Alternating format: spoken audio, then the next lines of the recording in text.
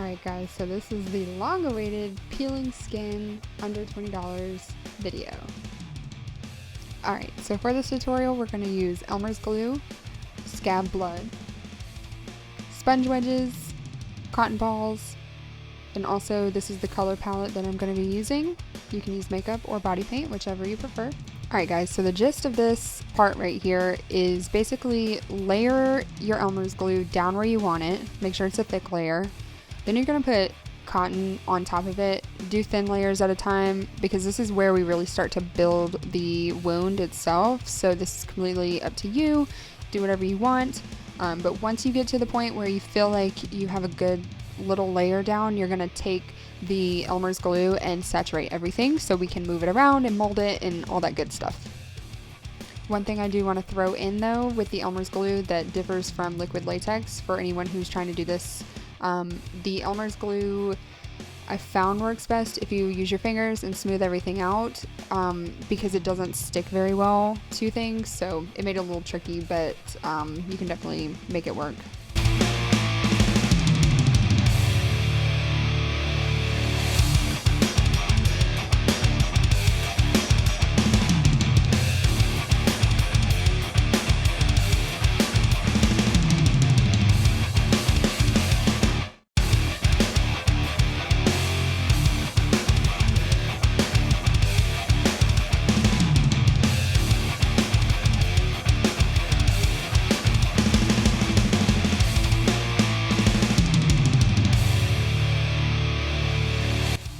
So we're starting to get to the point where you need to decide what kind of wound you're wanting or what kind of shape you're wanting.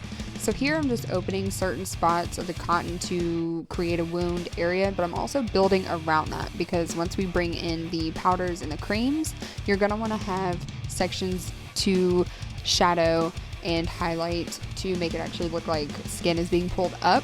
So make sure that you are opening holes and making it as gross as possible.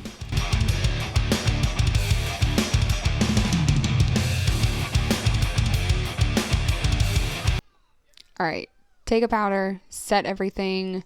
I don't know why, just do it. It works.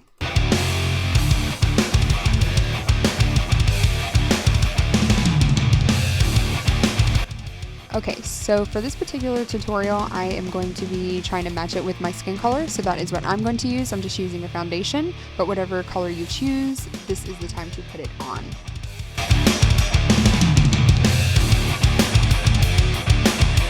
One thing I actually found pretty cool about the ELMERS glue was it kind of left this weird scaly texture on my skin, so that really helped with the whole effect.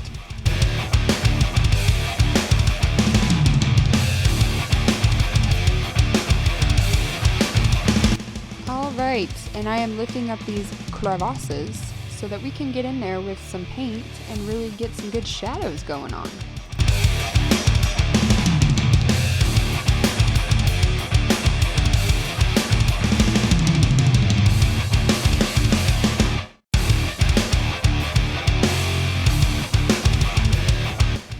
Alright, so here just take a cosmetic sponge and pick apart the end of it so that it's textured and rigid so that we can start using body paint.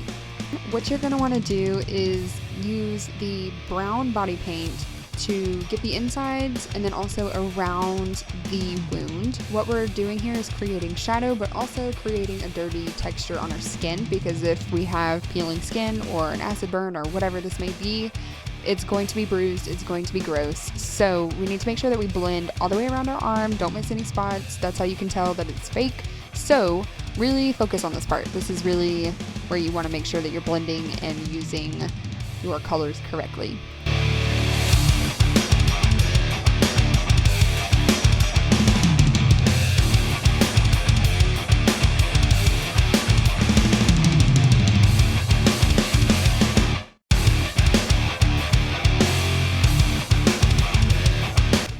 Alright, this part is pretty self-explanatory, so I'm just going to go through it really quickly. All I'm doing is taking the smaller brush, brown body paint, going in the wound, really creating shadow and depth.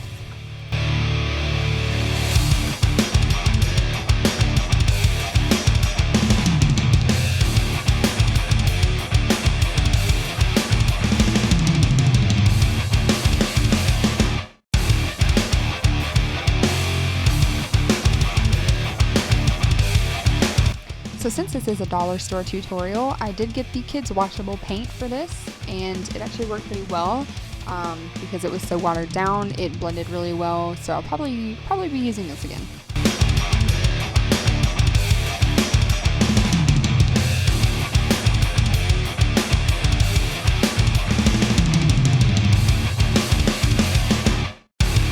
Alright, so we're breaking out the black paint now. Mine actually had a little bit of like a blue-purple tint to it, so it worked well in my favor. But we're basically repeating the exact same steps, but with the black body paint, but just kind of minimize it a little bit. You don't want the black everywhere, just in the darkest sections.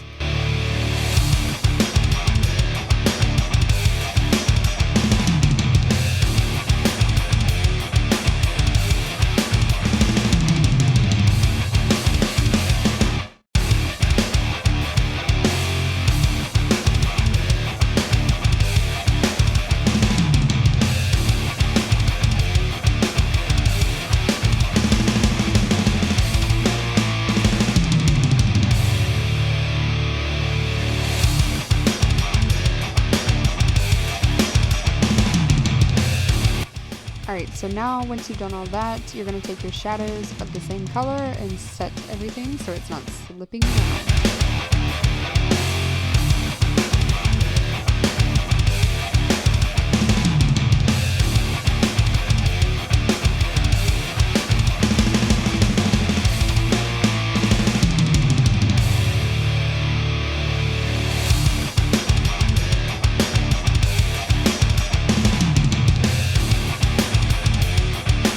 So I'm going in with a green here, same kind of method with the burgundy color. I'm just trying to create a different element to the wound itself, giving it a little bit more depth, a little bit more decaying look.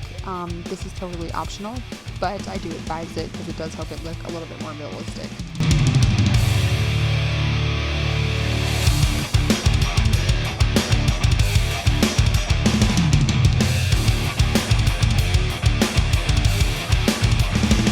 Yes! Okay. Alright guys. This is my favorite part. This is the scab blood. This is probably the best blood that I've used. It's disgusting, it's goopy, it's sticky, and it's totally worth it.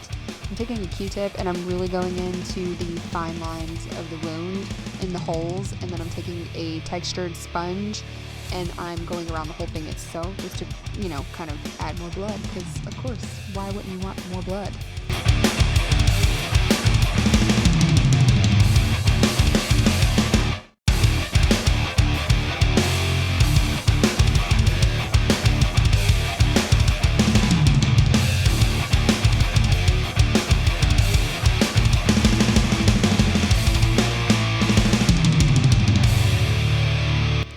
Alright you guys, and that was pretty much it. I hope you enjoyed this tutorial on a really gross peeled skin look for under $20. Make sure to like, comment, and subscribe, and send me suggestions if you want to see anything else. Thanks, bye!